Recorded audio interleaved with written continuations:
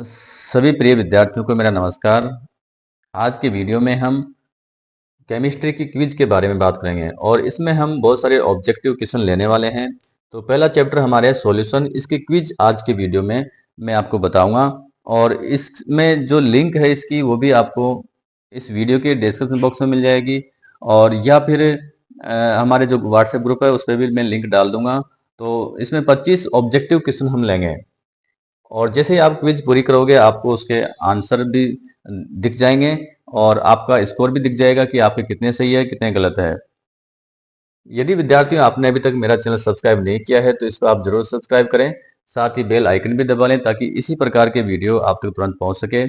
और प्रिय विद्यार्थियों, हम जानते हैं कि बोर्ड परीक्षा में छोटे प्रश्न ज्यादा आते हैं और केमिस्ट्री में तो जो बड़े प्रश्न है उसके भी 3-3 4-4 पार्ट होते हैं, तो वो भी छोटे प्रश्न होते हैं।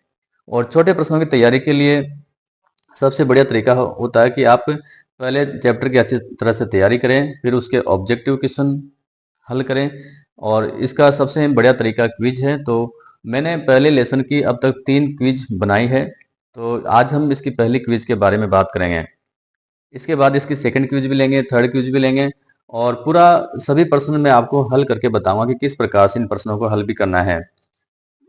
तो सबसे पहला काम ये करना है विद्यार्थियों का, आपको अपना जो चैप्टर है उसकी अच्छी तरह से तैयारी करनी है, उसका रिवीजन करना है और उसके बाद ही आपको आगे इस क्विज में भाग लेना है। यदि आपकी तैयारी ठीक नहीं है तो पहले आप तैयारी करें और उसके बाद क्विज में भाग ले। तो देखो, बोर्ड परीक्षा में छोटे प्रश्न ज्यादा आते हैं तो क्विज बहुत ही इंपॉर्टेंट होगी आपके लिए। सभी प्रश्न यहाँ पे एक एक अंक के ही है और सभी करने आपको अनिवार्य है, नेगेटिव मार्किंग इसमें नहीं होगी। तो जब भी विद्यार्थियों आप क्विज करें, रफ कॉपी और पेन साथ लेकर आपको बैठना है क्योंकि कई सवाल आपको इसमें हल करने पड़ेंगे। बिना हल करे आप यदि उनका आंसर अंदाज से लगाओगे तो वो गलत हो जाएगा। तो पेन कॉपी आपको साथ में लेके बैठना ही है। यदि आपकी तैयारी ठीक नहीं है तो पहले यहाँ पे इस वीडियो का लिंक भी मैं यहाँ पे डाल दूंगा, तो वीडियो की अच्छी तरह से तैयारी देखें, इसको चैप्टर की तैयारी करें और उसके बाद क्विज में आपको भाग लेना है। कई विद्यार्थी क्विज में सही तरह से अपना नाम नहीं डालते हैं, तो मैं उनसे कहना चाहता हूँ कि अपना नाम और स्कूल का नाम आपको बिल्कुल सही डालना है। हमारे जो केमिस्ट्री का ग्रुप है उससे सभी जगह के टीचर्स जुड़े हुए हैं, तो उनके पास जब मैं आंसर शेयर करता हूं तो उनको भी पता चले कि उनके बच्चों का क्या स्कोर हो रहा है। तो आगे बढ़ते हैं क्विज। जैसे ही लिंक आएगी उसको ओपन करोगे, इस प्रकार का पेज ओपन होगा। आपको थोड़ा नीचे चलना है इसमें। यहाँ पे तो आपको वीडियो लिंक मिलेगा, वीडियो लिंक से आपका मतलब नहीं है। यहाँ पर आपको अपने स्कूल का नाम डालना है, स्कूल नेम यहाँ पे डालना है। तो स्कूल नेम आपको पूरा लिखना है, जैसे इस प्रकार से लिखना है GSSS। जैसे हमारा स्कूल सिवाड़ है तो यहाँ पे सिवाड़ लिखना है। इस प्रकार से शॉर्ट में आपको नाम लिखना है, जगह का नाम भी उसमें आ जाना चाहिए। तो ये सब डालने के बाद आपको यहाँ पे नेक्स्ट पे क्लिक करना है। यहाँ पे आपको अपना नाम डालना है, तो जो भी आपका नाम है वो यहाँ पे पूरा नाम लिखें, आपका नाम सरनेम पूरा लिखें और उसके बाद यहाँ पे नेक्स्ट से इसका आगे बढ़ना है।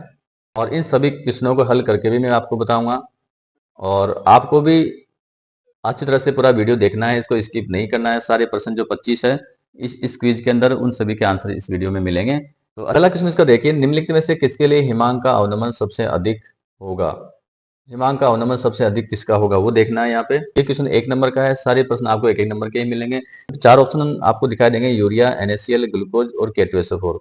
तो यहाँ पे आपको देखना है कि आई का मान किसका ज्यादा है। आई हम जानते ही है 1 टॉप फैक्टर होता है। तो यूरिया जल में टूटता नहीं है, NaCl जल में टूटेगा, तो इसमें 2 आयन बनेंगे, Na+ और Cl-। तो आई फैक्टर कैसे ज्ञात करते हैं अपन, आई फैक्टर ज्ञात करते हैं तो इसका एक फॉर्मूला आपको याद होना चाहिए, संगुणन या वियोजन के बाद कणों की संख्या लिख दो या अणुओं की संख्या लिख दो।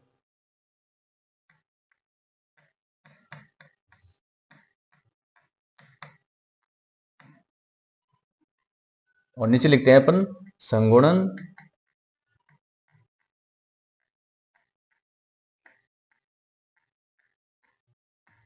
वियोजन के पहले कणों की संख्या या अणुओं की संख्या लिख दो।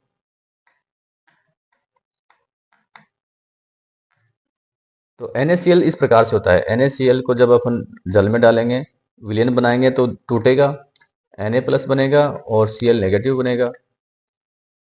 तो संगुणन और वियोजन के पहले कणों की संख्या कितनी थी? NaCl एक ही था, तो I बराबर ऐसे ज्ञात करेंगे। NaCl कितना था? एक। बाद में कितने बन गए? बाद में 2 बन गए, तो 2 को लिखेंगे ऊपर, तो I बराबर इसके लिए हो जाएगा 2। ऐसे ही यूरिया टूटता नहीं है, तो यूरिया के लिए I बराबर हो जाएगा 1। जो नहीं टूटता उसके लिए 1, ये टूट के 2 बना रहा है तो इसके लिए I बराबर हो जाएगा 2। ग्लूकोज भी नहीं टूटेगा, I बराबर 1। और K2SO4 ये टूटेगा। K2SO4 इस प्रकार से टूटता है विद्यार्थियों, देखो जब इसको पानी में डालेंगे तो 2 तो बनेंगे K+ आयन और 1 बनेगा सल्फेट आयन, ऐसे। तो 2 तो ये बन गया, 1 ये बन गया, 3 आयन बने, तो 3/1 लिखेंगे I बराबर अपन, तो इसके लिए I फैक्टर हो जाएगा 3। तो जिसके लिए I फैक्टर सबसे ज्यादा होगा उसका हिमांक का अवनमन भी सबसे अधिक होगा। तो सबसे ज्यादा I फैक्टर किसका है? K2SO4 का है, तो इसका सही आंसर होगा विद्यार्थियों K2SO4। जिन प्रश्नों में समझाने की आवश्यकता होगी वो प्रश्न मैं आपको समझाऊंगा भी सही। तो K2SO4 आगे बढ़ते हैं। मोललता प्रदर्शित होती है, यहाँ पे मोललता की बात हो रही है। मोलरता की बात हम नहीं कर रहे, मोलरता की बात कर रहे हैं, मोललता की बात कर रहे हैं। तो मोललता होती है मोल प्रति किलोग्राम में। विलायक के 1 किलोग्राम में कितने मोल होते हैं? तो मोल प्रति किलोग्राम इसको अपन लिखते हैं। तो मोल प्रति किलोग्राम, ये अब आंसर इसमें सही है। अवाष्पशील विलेय रखने वाले विलयन के वाष्प दाब में आपेक्षिक अवनमन विलेय के मोल अंश के समानुपाती होता है।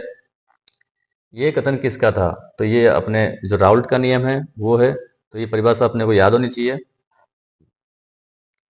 कई बार इसमें से खाली स्थानीय पूछ लेता है कि यहाँ पे क्या आएगा। पूरी पूरी परिभाषा आपको दे दी और पूछ लिया ये खालिस्तान समानुपाती होता है या ये कथन किसका है, तो ये राउल्ट का नियम है। तो इस प्रकार से चीजें आपको आनी चाहिए। निम्न में से कौन सा अणुसंख्यक गुणधर्म नहीं है? अणुसंख्यक गुणधर्म कौन सा नहीं है वो देखना है। तो यहाँ पे पहला है इसमें क्वथनांक का उन्नयन, हिमांक का अवनमन, पृष्ठ तनाव, वाष्प दाब का अपेक्षित अवनमन। तो ये 3 तो अणुसंख्यक गुणधर्म है। अणुसंख्यक गुण वे होते हैं विद्यार्थियों जो कणों की संख्या पर या अणुओं की संख्या पर निर्भर करते हैं। तो पृष्ठ तनाव इसमें नहीं है। यदि प्रिय विद्यार्थियों आपने अभी तक मेरा चैनल सब्सक्राइब नहीं किया है तो इसको आप जरूर सब्सक्राइब कर लें, साथ ही बेल आइकन भी दबा लें ताकि ऐसी वीडियो आप तक तुरंत पहुंच सके। कौन ताप द्वारा प्रभावित नहीं होता? अब देखिए इन जो नीचे वाले तीनों है, मोलरता है, फॉर्मलता है, नॉर्मलता है, इन सभी में अपन आयतन लेते हैं नीचे। तो आयतन तो ताप से प्रभावित होता है और मोललता में हम लेते हैं द्रव्यमान लेते हैं, वो किलोग्राम में लेते हैं, वो ताप से प्रभावित नहीं होता है। तो मोललता भी ताप से प्रभावित नहीं होगी, इसका सही आंसर मोललता होगी। 25 डिग्री सेल्सियस ताप दे रखा है अपने को, इसमें 0.1 m विलियन का प्राशन दाब उच्चतम होगा। अब प्राशन दाब तो बढ़ता है, जब कणों की संख्या बढ़ती है तो प्राशन दाब भी बढ़ता है, ये चीज अपने को ध्यान रखना है। यहाँ पे अपने पास एक CaCl2 है, KCl है, ग्लूकोज है और यूरिया है। तो प्राशन दाब ज्यादा किसका होगा? जिसमें कणों की संख्या ज्यादा होगी। आई फैक्टर किसका ज्यादा है? CaCl2 टूट के 3 आयन बनाएगा, 2 तो Cl बनेगा, 1 कैल्शियम बनेगा, तो आई फैक्टर इसके लिए 3 हो गया, इसके लिए आई फैक्टर 2 हो गया। ये दोनों टूटते ही नहीं है तो आई फैक्टर इनके लिए 1-1 रहेगा। तो जिसका आई फैक्टर ज्यादा होगा उसका प्राशन दाब भी ज्यादा होगा। तो यहाँ पे ये लिखेंगे अपन सही आंसर इसका 3। कैल्शियम क्लोराइड उसका सही आंसर होगा। फास्फोरिक अम्ल विलियन की मोलरता 3 m दे रखी है, तो इसकी नॉर्मलता हमें ज्ञात करनी है। नॉर्मलता कितनी होगी इसकी? तो नॉर्मलता और मोलरता में एक संबंध होता है जो हम इस प्रकार से लिखते हैं, n बराबर, ये n फैक्टर है इनटू हम इसको करते हैं मोलरता से। ये नॉर्मलता है, ये n फैक्टर है और ये है मोलरता। तो फास्फोरिक अम्ल का फॉर्मूला इस प्रकार से होता है H3PO4। तो इसमें H आयन कितने हैं? H बनेंगे इससे 3, तो n फैक्टर इसके लिए 3 होता है, तो n फैक्टर 3 और मोलरता भी कितनी दे रखी है? 3 m। 3 से गुणा करेंगे तो ये आ जाएगा 9 m, 9 n। इसकी नॉर्मलता होगी 9। तो सारे प्रश्न आपको हल करके ही उनके आंसर देने हैं, जल्दबाजी नहीं करनी है, आराम से हल करना है। और अभी हमारे पास में बहुत सारा टाइम है, आपको निराश बिल्कुल नहीं होना है। अभी चाहो तो आप बहुत सारी चीजें पढ़ सकते हो, क्लास टॉप भी कर सकते हो। अगला क्वेश्चन देखिए विद्यार्थियों, विलयन के अणुसंख्यक गुणधर्म वे गुण होते हैं जो निर्भर करते हैं, कहाँ निर्भर करते हैं, किस पे निर्भर करते हैं। तो सही आंसर क्या होगा इसका, कणों की संख्या पर, ये आंसर सही होगा। कणों की संख्या पर निर्भर करते हैं और उनको कहते हैं अणुसंख्यक गुण। तो इसका सही आंसर ये होगा। आगे बढ़ते हैं। यदि किसी विलयन के 200 ml में 2 ग्राम NaOH घुला है तो विलयन की मोलरता क्या होगी। पहले सवाल को पढ़ लीजिए, फिर मैं इसको हल करके आपको बताता हूँ। चारों ऑप्शन इस प्रकार से हैं, ऑप्शन से कोई मतलब नहीं है, हमें तो इनको हल करना है, अपने को डायरेक्ट वैसे ही आंसर आ जाने चाहिए। तो मैं हल करता हूँ। देखिए विलयन का आयतन है वो है 200 ml है, और आयतन हमेशा हम लेते हैं लीटर में। तो 200 में हम भाग देंगे 1000 का, ये लीटर आयतन हो जाएगा। और WB विलेय का द्रव्यमान कितना है, 2 ग्राम। और इसका मोलर द्रव्यमान कितना होता है, वो होता है NaOH का 40 होता है। इस प्रकार से अपन ज्ञात कर सकते हैं। NaOH सोडियम का होता है 23, ऑक्सीजन का 16 होता है, और हाइड्रोजन का 1 होता है, तो ये हो जाएगा 40। मोलरता के लिए हम फॉर्मूला ये लगाते हैं विद्यार्थियों, WB/MB। WB विलेय का भार, MB विलेय का अणुभार, इंटू VT विलयन का आयतन। और आयतन हमेशा लीटर में लेते हैं, तो WB कितना है हमारे पास, 2 ग्राम है। नीचे MB 40 है, और VT आयतन यह है। तो 200 को नीचे लिख दो और 1000 को ऊपर ले जाओ। तो 200 से 1000 को काट दो 5 बार, 5 से 40 को काट दो 8 बार, 2 को और 8 को काट दो 4 बार, तो ये 1/4 आएगा। और 1/4 को अपन लिख सकते हैं 0.025, तो ये हो जाएगी उसकी मोलरता। तो इस प्रकार से आपको हल करना है। तो 0.25 ये है, ये आंसर सही है। अगला देखते हैं, निम्नलिखित में से कौन आदर्श विलयन बनाता है। आदर्श विलयन कौन सा बना रहा है, जिनकी स्ट्रक्चर लगभग समान है, अणुभार भी लगभग समान होते हैं, वो बनाते हैं आदर्श विलयन। तो बेंजीन और टॉलुइन जो होती है उसका एग्जाम्पल, सबसे अच्छा एग्जाम्पल होता है इसका। तो ये बेंजीन है, पहला C6H6 बेंजीन है, और C6H5CH3 होता है टोलुइन। ये एक आदर्श विलयन बनाता है। निम्नलिखित में से कौन राउल्ट के नियम से धनात्मक विचलन दर्शाता है। एल्कोहल वाले जो है वो धनात्मक विचलन दर्शाते हैं, क्योंकि एल्कोहल में पहले H बॉन्डिंग अच्छी होती है, उसके बाद जब विलयन बनाते हैं तो H बॉन्डिंग कमजोर हो जाती है, तो वाष्प दाब उसका बढ़ जाता है। तो यहाँ पे इसका सही आंसर होगा, ये बता देता हूं मैं आपको, CH3 ये क्लोरोफॉर्म है, और ये है इथेनॉल, ये इसका सही आंसर होगा। आगे बढ़ते हैं। निम्न में से कौन ऋणात्मक विचलन प्रदर्शित करता है। ऋणात्मक विचलन में पहले दोनों जो घटक होते हैं उसमें आकर्षण बल कम होता है, और जब दोनों को मिलाते हैं तो आकर्षण बल बढ़ जाता है। तो ऐसा कौन सा होगा इसमें, ऐसा होगा इसमें क्लोरोफॉर्म और एसीटोन, ये वाला ऑप्शन इसमें सही है। एग्जाम्पल इनके याद आपको रखने हैं। प्राशन के दौरान अर्ध पारगम्य झिल्ली से जल का प्रवाह होता है, किस तरफ होता है। तो प्राशन के लिए आपको याद रखना है कि कम सांद्रता वाले विलयन से विलायक यानी जल जाएगा अधिक सांद्रता वाले विलयन की ओर। तो इसका ये सही है ऑप्शन। आगे बढ़े। निम्नलिखित में से कौन राउल्ट के नियम से धनात्मक विचलन प्रदर्शित करता है। धनात्मक विचलन में एल्कोहल वाला आता है, पहले H बॉन्डिंग मजबूत होती है, बाद में H बॉन्डिंग कमजोर हो जाएगी, तो वाष्प दाब उसका बढ़ जाता है। धनात्मक विचलन वो दर्शाते हैं। एक घोल जिसका प्राशन दाब 300 के पर ये दे रखा है, तो घोल का सांद्रण क्या होगा, सांद्रता इसमें ज्ञात करनी है आपको। तो इस प्रकार के सवाल को इसको मैं पूरा हल करके आपको बताता हूं। तो पहले हम सारी चीजें लिख लेते हैं। इसका प्राशन दाब दे रखा है, यानी पाई दे रखा है 0.0821 ATM, ये इसका प्राशन दाब दे रखा है। ताप दे रखा है 300 के, और आर अपने को पता होता ही है 0.0821 लीटर एटीएम मोल इनवर्स और केल्विन इनवर्स ये इसकी इकाई होती है। तो फॉर्मूला अपन लगाएंगे पाई वी बराबर एन आर टी होता है वैसे फॉर्मूला। पाई बराबर इसको अपन लिख सकते हैं N upon V R T और एन अपॉन वी को अपन कहते हैं लिखते हैं सी। इकाई आयतन में मोलक संख्या को सांद्रता कर दो या मोलरता कर दो या सांद्र, तो इसको अपन सी लिख देते हैं। तो पाई बराबर सी आर टी हो जाएगा ये। तो सी अपने को ज्ञात करना है। यहाँ पे सांद्रण लिखा है तो सांद्रण का मतलब है सी, तो सी सांद्रता ज्ञात करनी है तो सी बराबर हो जाएगा पाई अपॉन आर टी। इन दोनों को इधर ले जाओ तो भाग में चले जाएंगे, इधर गुणा का संबंध है, इधर भाग का संबंध हो जाएगा। तो पाई कितना है 0.0821, आर कितना है, आर का मान तो ये है ही, विलियन स्थिरांक है ये, और टी है 300। तो ये तो इसे कट जाएगा तो बराबर 1/300 अपन लिखेंगे। तो इसका मान कितना आ जाएगा, इसको हल करने पर इसका मान आ जाएगा 0.0033 मोलर। ये इसका सही आंसर होगा। तो सही आंसर है। आगे बढ़े। शुद्ध जल की मोलरता कितनी होती है, तो ये तो आपको पता ही है 55.55 या 55.56 ऐसे कुछ होती है। तो ये इसका सही आंसर है। निम्न में से कौन अणु संघ के गुण कोलिगेटिव प्रॉपर्टी है, कौन सा है, तो प्राथमिक दाब है।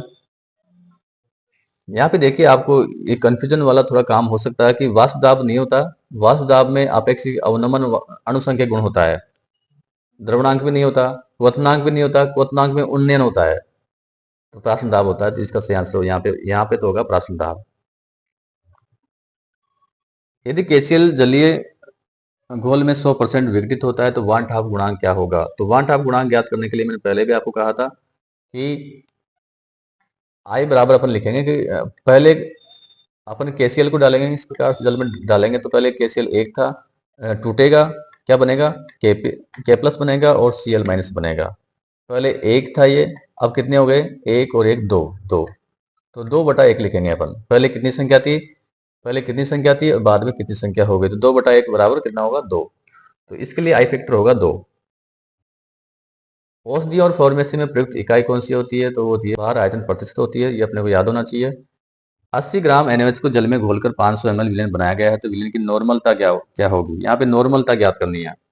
बराबर WB इंटू EB यानी तुल्यांकी भार इंटू VT लगाते हैं अपन।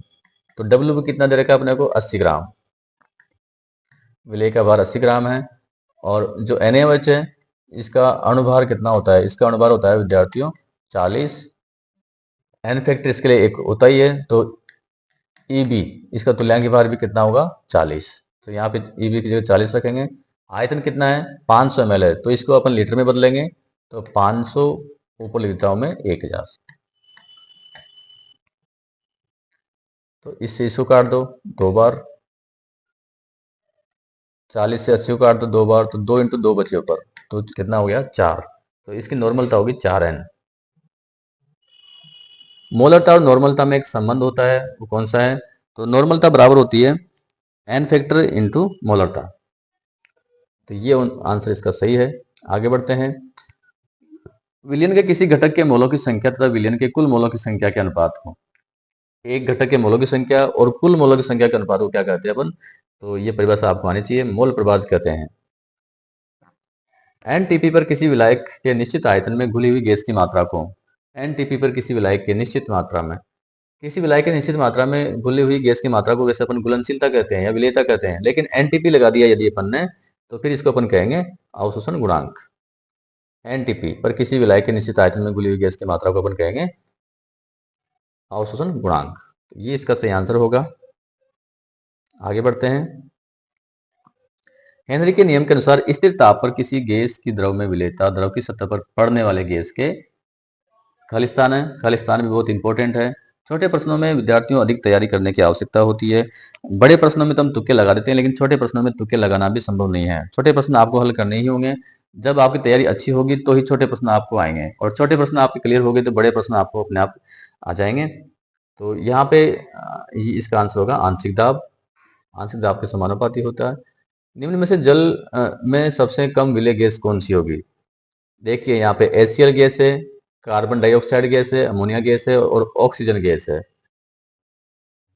जो गैसें जल में घुलकर टूट जाएगी या जल के साथ क्रिया करेगी वो जल में अधिक विलेय होती है।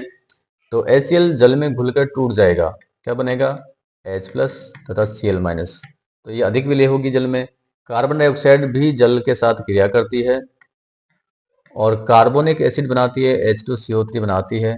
जो अमोनिया गैस है NH3 वो भी जल के साथ क्रिया करती है और क्या बनाएगी? अमोनियम हाइड्रोक्साइड NH4OH बनाती है। जो ऑक्सीजन है वो जल के साथ ना तो क्रिया करती है न जल में घुलकर टूटती है, तो इसकी विलेयता सबसे कम होगी। सारे प्रश्नों में आपको लॉजिक लगाना है, आपको रटना नहीं है। यदि कोई चीज आपके एक बार समझ में आ गई तो बाद में आसानी से आपको लर्न हो जाएगी, उसके लिए ज्यादा मेहनत करने की आवश्यकता आपको नहीं पड़ेगी। तो 250 ग्राम जल में 2 ग्राम NaOH घुला है तो विलीन की सांद्रता क्या होगी? यहाँ पे सांद्रता पूछ रहा है। अब देखो क्वेश्चन कैसे घुमा के दिया है। इसके आंसर देखो, तो जो ऑप्शन दे रखे हैं 0.2 m, फिर 0.2 स्मॉल m, फिर 0.2 n नॉर्मल और फोर्थ पे ग्राम प्रति लीटर में सांद्रता। तो आंसर क्या होगा इसका? प्रकृति में कुल कितने प्रकार के विलयन संभव है?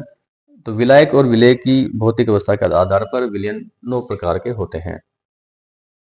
सल्फ्यूरिक एसिड का 1 मोलर विलयन किस विलयन के समान होगा? 1 मोलर विलयन है तो किसके समान होगा? 2n के समान होगा या n/2 के समान होगा या 4n के समान होगा?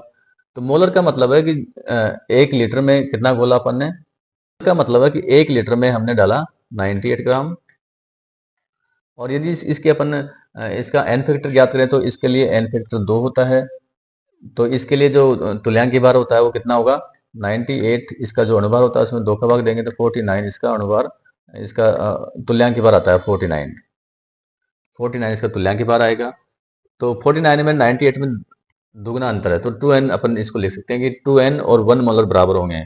1m बराबर किसके होगा? 2n के।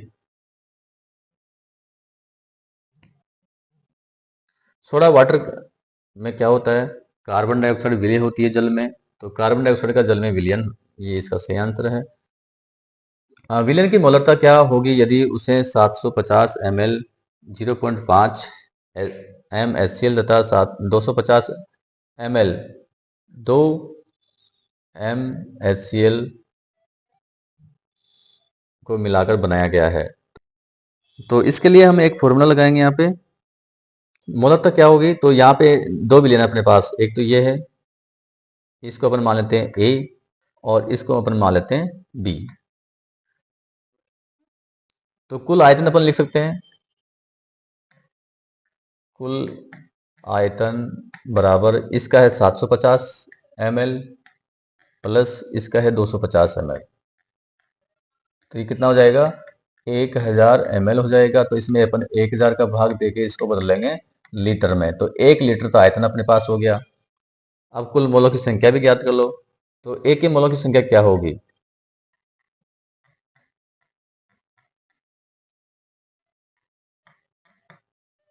यानी ये पहला विलयन है, इसमें अपन मोलों की संख्या ज्ञात कर रहे हैं। तो मोलों की संख्या कैसे निकालते हैं? मोलों की संख्या के लिए मैं आपको फॉर्मूला बता दूं। अपन मोलरता को इस प्रकार लिख सकते हैं, इकाई आयतन में उपस्थित विलेय के मोलों की संख्या को मोलरता कहते हैं। तो यहाँ पे अपने को क्या ज्ञात करना है? n ज्ञात करना है। तो n बराबर लिख दूं मैं, v को इधर ले जाओ, यहाँ पे इधर भाग में तो उधर n2 में हो जाएगा, तो mv। मोलों की संख्या इस प्रकार से ज्ञात कर सकते हैं। तो यहाँ पे लिख दूं मैं n बराबर mv। तो m कितना है? इसके लिए मोलरता कितनी है? 0.5 इंटू v कितना है? आयतन, आयतन 750 ml है, पर इसको अपन बदलेंगे 750 ml को अपन बदलेंगे लीटर में, तो 1000 का भाग देंगे इसमें, तो ये कितना आ जाएगा? 0.75। तो 0.75। तो इसके मोल कितने आए यहाँ पे देखिए, इन दोनों को इंटू कर लीजिए, ये यहाँ पे इसके मोलों की संख्या आ जाएगी। ऐसे ही बी के मोलों की संख्या ज्ञात कर लो।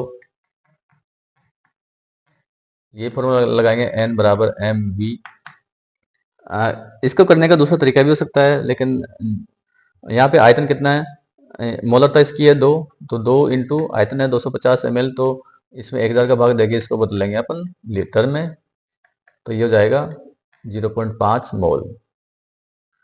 तो कुल मोल कितने हो गए, तो कुल मोल में अपन लिखेंगे यहाँ पे 0.375 प्लस 0.5, इसको और इसको अपन जोड़ देंगे तो कितना हो जाएगा 0.875 मोल हो जाएंगे कुल। अब अपने क्या ज्ञात करना है, इसकी मोलरता ज्ञात करनी है। तो मोलरता बराबर क्या लिखेंगे अपन, m बराबर n अपॉन v। इकाई आयतन में उपस्थित विलेय के मोलों की संख्या को मोलरता कहते हैं। तो n, कुल n कितना हो गया, ये हो गया, तो इसको लिख दो 0.875। कुल आयतन कितना है, वो आया 1 लीटर, तो 1 का भाग देंगे तो ये आ जाएगा 0.875 m। तो ये इसका सही आंसर है। ये सब करने के बाद विद्यार्थियों आपको करना है इसको सबमिट। तो सबमिट पे क्लिक करते हैं। यदि आपने अभी तक मेरा चैनल सब्सक्राइब नहीं किया है तो इसको आप जरूर सब्सक्राइब करें, और आगे आपको व्यू स्कोर करना है। आपको इसको देखने के लिए यहाँ पे व्यू स्कोर पे क्लिक करना है। ये गलत वो सब यहाँ पे आपको दिख जाएंगे। एक क्वेश्चन मैंने इसमें गलत किया है, तो जो ग्रीन कलर के प्रश्न है वो सभी आपके सही है, और जो रेड में आएंगे वो आपके गलत होंगे। तो अलग से इनको आप पहचान जाओगे।